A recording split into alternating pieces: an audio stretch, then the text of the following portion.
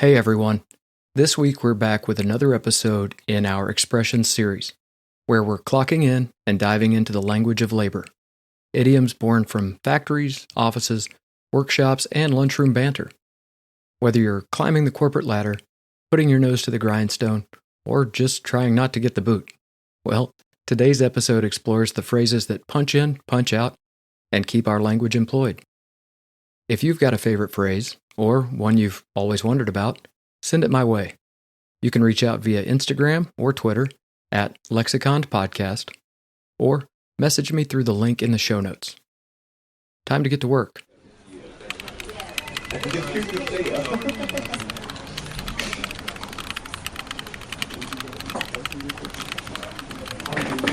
Here you are again, swiping your badge, grabbing bad coffee, and settling into another endless Monday meeting. Somewhere between circling back and touching base, if you're like me, you may be wondering, how did we get stuck saying this stuff? The office may have fluorescent lights and a suspicious break room fridge, but the words we use, they're all full of life. From the industrial age to the age of Zoom, work has always had its own language. Welcome back to Lexiconned, the podcast that digs into the words, phrases, and sayings that shape how we speak and think. I'm your host, TJ, and today we're putting in overtime on the language of labor.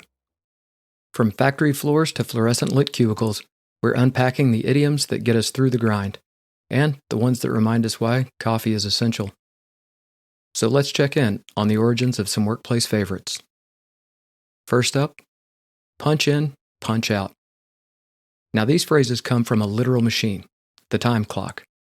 First patented in 1888 by Willard Legrand Bundy, a New York jeweler and an inventor. His invention was known quite subtly as the Bundy clock, and it was one of the earliest time recording businesses in America. Now by the early 1900s, time clocks had become a fixture in factories and offices, offering employers a way to track labor with mechanical precision. Now if you've used one, you understand that workers would insert a card and punch it to record their arrival, and punch it again to clock out at the end of the day. It became such a cultural staple of the industrial workplace that punching in and punching out came to represent not just the literal clocking in, but the overall participation in the daily grind itself. Even in today's digital world, this phrase still clicks, just with, more passwords and fewer paper slips. And yes, that rhythmic ka-clunk of the old machines, that was pure ASMR. Next up, climb the corporate ladder. Now this one's painfully visual. The corporate ladder metaphor appeared in the mid-20th century, commonly found in business literature and management handbooks to describe upward mobility within a company. Now while the phrase became shorthand for career ambition, it borrows from much older notions of rank and hierarchy. From medieval guild structures to religious and aristocratic orders, where tiered structures often require years of effort and proving oneself to ascend to the next level. And climbing, after all, implies both opportunity and danger, so it's no wonder this metaphor stuck, especially in cutthroat office environments. One of its earliest recorded uses was in a 1966 article in Business Week, referring to young executives trying to, quote, climb the corporate ladder through promotions and performance. And today it still implies ambition, struggle, and sometimes elbowing people off the next rung. It's not exactly OSHA approved, but hey, if it gets the job done. Number 3, to get the boot. Getting fired is rough, and getting the boot sounds just as bad. This phrase most likely evolved from the image of being kicked out, boot first. One of its earliest uses dates back to the early 1800s, where it appeared in military slang. Soldiers who were dismissed or discharged were said to have gotten the boot, evoking the image of being forcefully expelled from the service. This phrase was colorful, blunt, and it quickly caught on. By the late 19th and early 20th centuries, the expression had migrated into civilian workplaces, showing up in newspapers and early labor union rhetoric. It became a euphemistic way to describe termination, serious but laced with a bit of dry humor. Even today, it's in heavy rotation, proving that whether you're being marched out of a barracks or boxing up a cubicle, a figurative boot always makes an exit more vivid. Number 4, break a sweat. Now, you don't have to work construction to break a sweat. This term can be used for any kind of effort, mental, physical, or emotional. The phrase dates back to at least the early 1800s, with one of its earliest appearances found in British sporting journals, where it described the physical exertion of athletes and laborers alike. Now, over time, it took on a metaphorical use, describing any intense or sincere effort, even if it didn't require physical movement. The word sweat itself has long been tied to toil and pressure, and this expression eventually made its way into business and pop culture. Today, it's also used ironically. He barely broke a sweat, we would say when someone makes something really hard look really easy. Number 5, blue collar, white collar. Now, these terms color code a worker's status or class. Blue collar is believed to have first appeared in print in the 1920s in U.S. newspapers. It describes the durable, dark shirts worn by manual laborers, clothing chosen for its ability to hide grease and grime in factory and industrial settings. White collar, by contrast, gained popularity around the same time and was popularized by sociologist and author Upton Sinclair during the 1930s to describe office and managerial workers who often wore those pressed white shirts. Now, the phrase reflects more than just laundry choices. They capture how appearance, job function, and social class were all entangled in the evolving American workforce. The distinction was about power, pay, and perception. Today, the lines may have blurred, but the labels are still there. Number 6, put your nose to the grindstone. Now, that can be a gruesome image. The idiom likely comes from 16th century England, where apprentices were tasked with sharpening tools on large grinding wheels. The earliest recorded use appears all the way back in 1532, in a collection of proverbs by John Forsyth, who warned against overzealous labor by describing someone keeping their nose too close to the grindstone.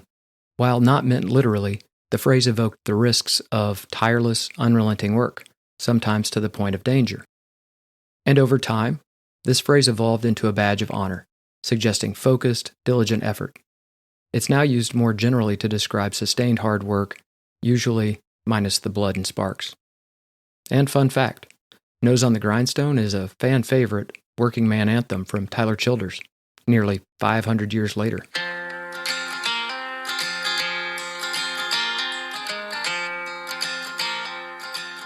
Next up, take the initiative.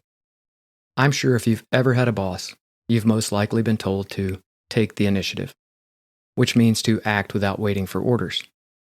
The phrase has strong military roots, with some of its earliest uses in 18th and 19th century strategic doctrine, where commanders were praised for taking decisive action without awaiting higher command.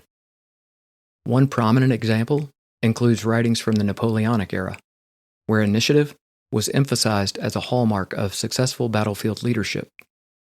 By the 20th century, especially after World War II, this term transitioned into business parlance, becoming a staple of corporate evaluations and self-help literature. In today's world, take the initiative shows up on resumes, in annual reviews, and anywhere hustle is rewarded. Because nothing says proactivity like doing something before you're told. Number 8, by the book. Now, this one's for all my fellow rule followers, because let's face it, if you're listening to this podcast, you're probably not a radical extremist, rebel without a cause, or leader of your local nonconformists. But if you are, well, hey man, good for you. Now, by the book means strictly according to official procedure, and it's been around since at least the 1500s, referring to literal books of law, scripture, or moral instruction. The phrase was common in legal and religious settings, where adhering to the book meant acting within a prescribed code. Shakespeare used it in Romeo and Juliet when the nurse says Juliet speaks, quote, by the book. In fact, the term book was often shorthand for a specific authoritative text, such as a court manual, a military code of conduct, or the Bible itself. Over time, the phrase broadened to apply to any context where someone followed established rules to the letter. Today, it's both a compliment and a critique, depending on how you spin it. Playing it safe Well, that's admirable. Rigid or uncreative? Yeah, that's not what we want to see on that performance review. Number 9. Hit the ground running. This idiom took off literally with World War II paratroopers. It referred to soldiers who were expected to conduct parachute operations, land under enemy fire, and begin moving or fighting immediately. No time for hesitation, no waiting for HR to provide orientation. One of the earliest figurative uses appeared in American newspapers during the 1940s, where it was used to praise political candidates or workers who began assignments energetically and effectively. By the 1950s, it had continued migrating into business and sports jargon, symbolizing a fast, focused, no warm-up kind of momentum. Today, it's a favorite phrase for project launches, onboarding emails, and LinkedIn resumes alike. It's often paired with phrases like fast-paced environment and driven team player. But hey, at least it sounds cool. Number 10, in the loop. The phrase has roots in Cold War military command structures, particularly in missile and nuclear operations where being in the loop meant being an authorized participant in the chain of command with access to sensitive information and meetings. These loops included communication protocols, encrypted message systems, and layered response sequences. One of the earliest documented uses in this sense comes from, unsurprisingly, U.S. Air Force manuals during the 1950s. Now, the term later broadened as a metaphor to include any system where inclusion granted access, influence, or authority. In modern offices, being in the loop is more about emails, Slack threads, department-themed events, and mostly meetings that should have been emails. Number 11. Think outside the box. You've heard it, and hell, you've probably said it. Think outside the box became popular in the 1970s and 80s, especially in business and creative strategy circles. But where did this pearl of wisdom come from? Well, it actually traces back to a classic lateral thinking puzzle known as the 9-dot problem. That's the one where people were challenged to connect all the dots without lifting their pen. It's only solvable if you extend the lines beyond the square, quote-unquote, box. So thanks to this creative thinking tool and the use of this test by consultants, the phrase took off in management training seminars and quickly found its way into resumes and brainstorm meetings everywhere. It's now a go-to way of saying, be bold, be original, and yes, ignore the slide deck for just a minute. Number 12, cut corners. So to cut corners means to do something quickly, cheaply, or carelessly, usually at the expense of quality or safety. The phrase first appeared in the late 1800s, with one of the earliest printed examples found in an 1875 edition of the Chicago Tribune, where it described political corruption and budget savings measures. Now, this idiom most likely comes from literal movement. Think about it. If you're walking or driving and you cut a corner, you're skipping the proper path, potentially putting yourself or others at risk. Now, the shortcut may save you time, but it also increases the chance of error, a concept that made it especially relevant in fields like construction, navigation, and management. But over time, the metaphor cut corners broadened to apply to ethics, effort, and quality control across industries, where it came to symbolize subpar work or shady practices. In the modern workplace, it often comes up in project postmortems and whispered conversations about cost savings measures, because sometimes the shortest route comes with the longest regrets. Number 13, move the needle. I swear I've heard this expression used in almost every meeting. Somebody presents an idea or a solution to a problem that doesn't exist with the quantifying statement that this will really move the needle. And let's face it, in today's performance-driven world, we all want to move the needle. But not surprisingly, this phrase has a mechanical origin. It traces back to analog measurement devices. Think speedometers, pressure gauges, altimeters, or audiometers, where actual movement of a needle showed measurable change. Now, unfortunately for the technical professionals who may have used the term functionally, this phrase started popping up in the mid-20th century around American business lingo, especially in the marketing and executive decision-making arenas, where it continues to remain a corporate buzz phrase to this very day. Because to move the needle meant you weren't just making noise, you were making impact. And in today's world of data dashboards and ROI goals, this phrase is everywhere, often paired with words like KPIs and traction. Probably because in a world full of noise, we're all looking for proof of motion. Number 14, back to square one. Now, back to square one means starting over from the beginning. Its exact origin is debated, but one theory points to early 20th century British radio broadcasts of football or soccer matches. In this theory, commentators would refer to numbered zones on the field, square one being the goalkeeper's area, so when play reset, it returned to square one. But a more popular theory ties it to board games like Snakes and Ladders, where you return to the starting square if you land on a snake. The phrase became common by the mid-20th century, especially in business, where failed plans or stalled progress made returning to the beginning of a project feel painfully familiar. So whether it's a product launch or a second round of interviews, square one is never where you want to be, but at least it's familiar territory. Whether you're blue-collar, white-collar, remote, freelance, or just exhausted, our language around work reflects how we feel about it. Structured, competitive, communal, and occasionally absurd. These idioms tell stories of old factories, military fields, paper pushing, and boot kicking. They carry legacy, humor, and just a little bit of sarcasm. Because when it comes to working 9 to 5, 3 to 11, or gig work on your own schedule, we all need the right words to get through the week. That's it for this episode of Lexiconned.